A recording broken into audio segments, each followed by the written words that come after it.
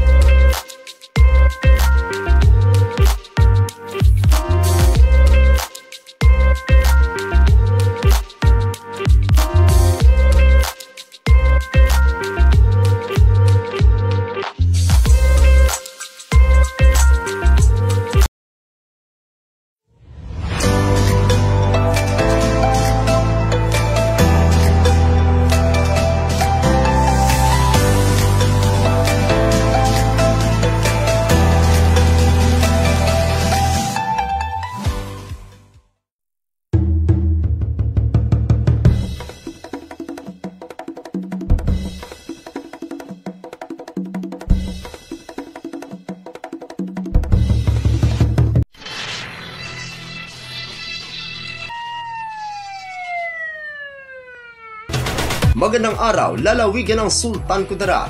Narito na ang mga pangunahing balita sa Sultan Kudarat Headliners ngayon, Nobyembre 26, taon 2024. Mekaniko huli sa buy-bust operation sa bayan ng Libak. Narito ang ulat.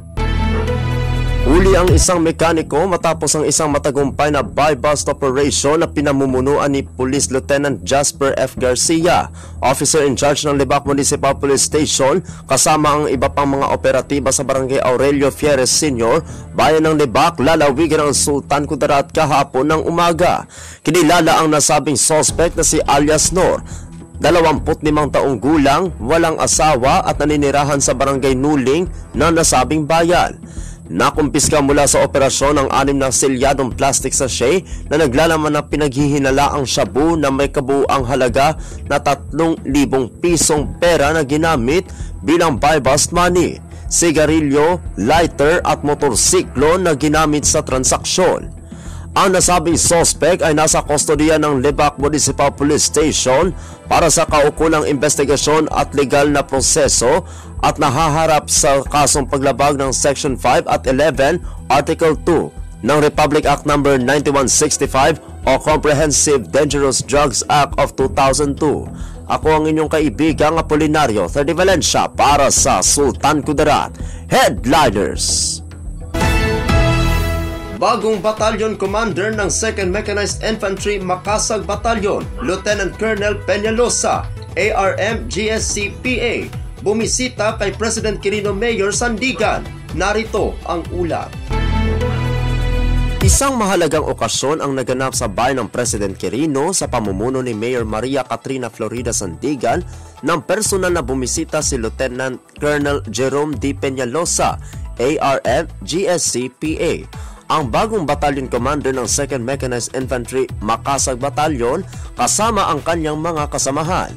Mainit na tinanggap ng alkalde kasama ang mga kasapi ng 16th Sangguniang Bayan ng President Quirino sa pamumuno ni Vice Mayor Maris Ayan Aradanas, First Gentleman Edgar Den Sandigan, Municipal Police Station Chief of Police, Police Major Jomari Waikwa, BFP Fire Marshal President Quirino, Senior Fire Officer 4 Alteo Lorente Jerez, Municipal Administrator Honorable Gogo Abdul Tongo, MDRRMO Engineer Jonathan Ceballos, at mga barangay kapitan mula sa iba't ibang barangay ng bayan ng President Quirino.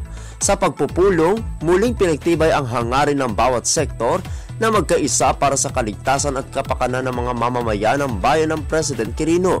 Layunin ng nasabing pagpupulong ang palakasin ang ugnayan ng kasundaluhan, lokal na pamahalaan at mga ahensya ng gobyerno upang masigurong magtutulungan ang bawat isa para sa kapayapaan, kaayusan at seguridad ng ating komunidad. Ako ang inyong kaibigang Apolinario 30 Valencia para sa Sultan Kudarat Headliners. Para sa uling balita, 2 milyong views na itala sa social media coverage ng Kalimutan Festival 2024. Narito ang ula. Sa kasagsagan ng pagdiriwang ng Kalimutan Festival 2024 at 51st Foundation Anniversary ng lalawigan ng Sultan Kudarat noong Biyernes, ika-22 ng Nobyembre taong kasalukuyan, na kung saan makikita din ang mga ginawang aktibidad sa social media sa pamamagitan sa Facebook page ni Governor Dato Pax alias Mangudadato. Isa na namang makasaysayan ang naitala dahil umabot ng katao ang nanood sa gabi ng pagtatapos sa social media na panauhin ang bandang Sponge Cola, Paolo Avellino, James Reid at ang inaabangan ng lahat na mapalugar man sa pinagdausan o sa social media ay si unkabogable star na si Vice Ganda. Ang bilang na ito na ang hindi lang sa lalawigan ng Sultan Kudarat naabot kundi sa buong bansa at maging saan man sa mundo. Sa pamamagitan ng social media, napanood ang mga kaganapan na ipinakita ang kultura, talento at pagkakaisa. Matatandaan na umabot din sa 450,000 katao ang nanood sa lugar. Ang pagdiriwang ng Kalimutan Festival 2024 ay hindi lang nadama sa mga nanood, kundi ramdam ding mga Sultan Kudarateño saan man sila sa bansa. Nagpasalamat naman ang provincial government ng Sultan Kudarat sa pamumuno ni Governor Dato Pax alias Mangudadato sa lahat ng nakiisa sa pagdiriwang at pagbuo ng hindi makakalimutang pangyayari. Ako ang inyong kaibigang Apolinario 30 Valencia para sa Sultan Kudarat Headliners.